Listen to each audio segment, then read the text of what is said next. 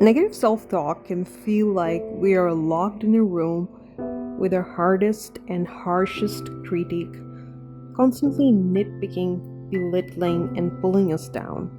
What makes it tricky is how sneaky it can be.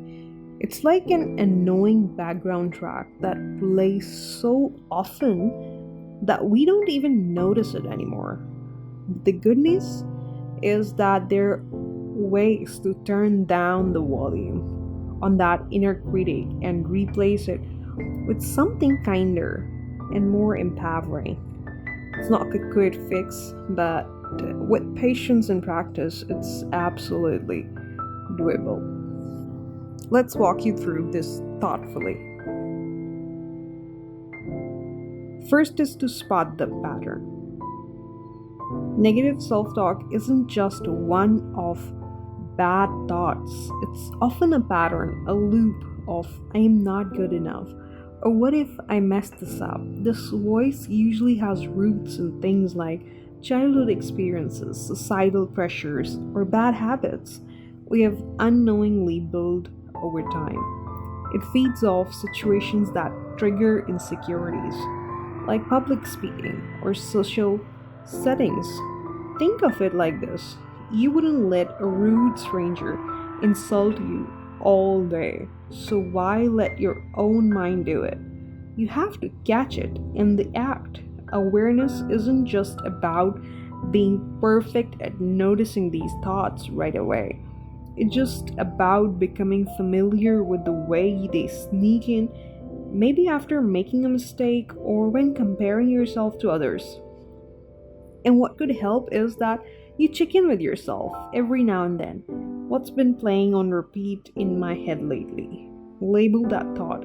When it shows up, here's that old I will never be good enough soundtrack. Just naming it robs of some of its power and just balls it down. Second is to break the script, rewire. Don't just resist. Here's what it gets interesting. Arguing with your inner critic only takes you so far. Sometimes the more you fight it, the more stubborn it gets. It's like saying, don't think about a pink elephant, and suddenly that's all you can see. What if, instead of arguing, we learn to rewrite the script? Picture this: a negative thought pops up, like, I'm always messing things up.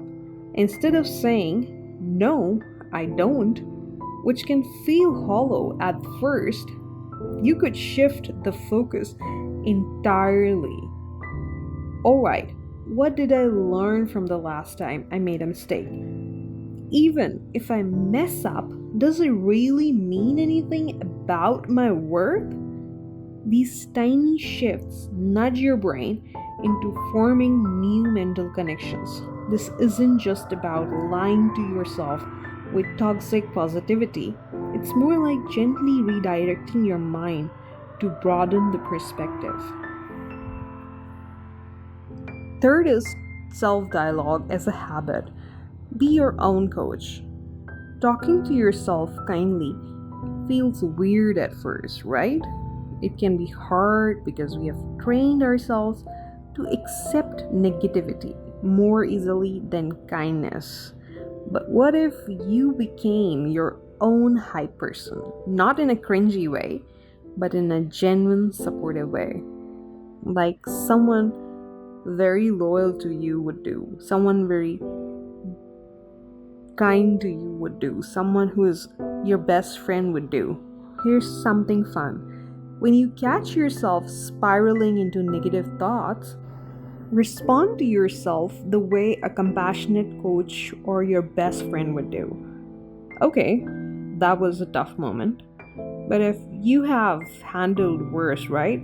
So, what's the next right step? It's fine if today wasn't perfect. There's always tomorrow. There's always sun. There's always sunshine for you to stand shiny and bright. It sounds simple, right? But when you practice talking to yourself in this tone consistently, it rewires your brain. It takes the edge off those mental beatdowns and make it easier to bounce back your tough moments. Do something ridiculously small right now. There's this concept called the next small step. It's ridiculously effective because sometimes negative self talk thrives when you are overwhelmed or feel stuck. Instead of trying to fix everything at once, what if you just took the next tiny action, right? For example, if the thought is, I will never get my thesis done, don't counter it by planning an all night study marathon because that's just overwhelming and you will just get burned out. Instead, open your laptop and write the title, just the title, then stop. Or maybe brainstorm 3 bullet points. Once the ball starts rolling, momentum builds naturally. It's like tricking your brain into thinking, okay, I can do this. Small wins break the cycle of inertia and frustration. Change the scene. Something very unexpected. Here is a trick I love. When your mind is stuck on repeat, shake things up by doing something completely unrelated. It could be something silly, spontaneous, or unexpected. The goal here is to jolt your brain out of the loop. So, what can you do? Watch an episode of a show you loved as a kid, right? Like nostalgia is magic. Or play with your pet if you have any. Animals are great at grounding you in the moment. Or rearrange your desk or a corner of your room. A little physical change can signal to your brain that it's time to switch gears. Sometimes getting out of your head is just about giving yourself permission to disengage for a bit. No overthinking, no deep analysis, just doing something different for 5 minutes to reset. Next is like creative flow. Get out of your head by making something. Another way to short circuit negative self talk, engage in something creative. Creativity puts your mind into a different state, one where perfection doesn't matter and flow takes over. It doesn't have to be something fancy or something very huge. You can doodle without caring how it looks.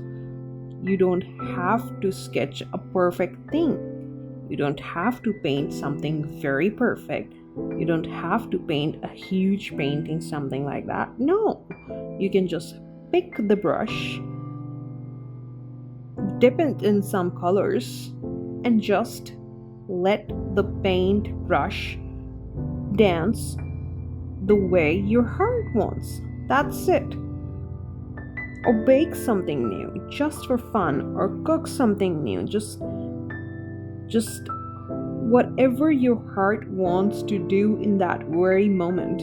Or write nonsense poetry, or journal your thoughts like absolute stream of consciousness. Write like you were talking to somebody you would literally be telling the stories about every little detail of your life.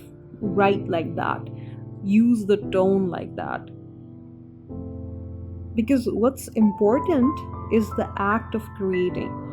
When you're in that creative flow, your brain forgets to nitpick because it's too busy making. This not only gives you a break from the negativity, but it also reminds you that life is about experiencing things, not judging them all the time. Connect with someone even briefly. Negative thoughts can feel isolating, like it's just you trapped in a bubble of self doubt. One of the quickest ways to pop that bubble, reach out to someone. It doesn't need to be a heart to heart conversation. Even a simple text exchange with a friend or a quick call to say hi can remind you that you're not alone in this. You're not lonely in this. It helps you with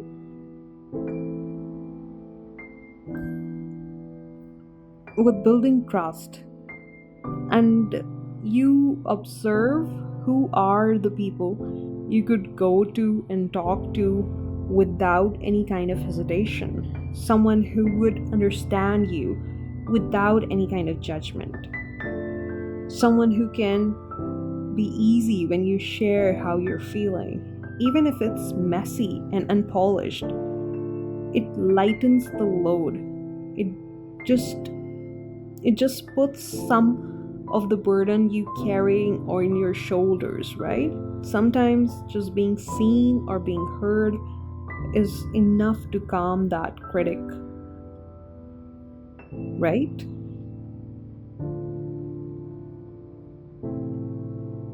Set a silly reward system, making this process fun, right? Let's set yourself some ridiculously easy goals and pair them with silly rewards. Something like, if I catch myself challenging 3 negative thoughts today, I get to blast my favorite song and dance around for 5 minutes. Or if I could go the whole morning without harsh self-talk, I'll treat myself to a fancy coffee or dessert. Let's talk about why this works. Your brain loves reward. It actually works on reward system. And when you pair positive actions with even smaller joys, it makes it more likely that you will keep going and you will keep doing these things. You will, keep repeating those patterns. Plus, a quick fact, dancing around to music or treating yourself is just fun, really, and we all need more fun in our lives for ourselves, to be kind to ourselves. I think one of the most liberating things you can do is accept that it's okay to be a work in progress. You're not supposed to have it all figured out, and you are allowed to stumble along the way. Negative self talk loses a lot of its power when you embrace imperfection. It's like telling that critical voice, yeah, I'm figuring things out, and that's okay, and I will figure out. The goal isn't to become a master of positive thinking overnight.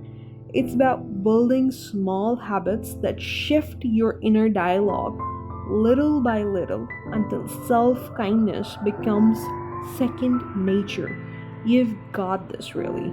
Even on the hard days, you're still moving forward, and that's what counts. And hey, if all else fails today, take a deep breath, remind yourself you are human, and start fresh tomorrow. You are doing better than you think, my friend. Remember,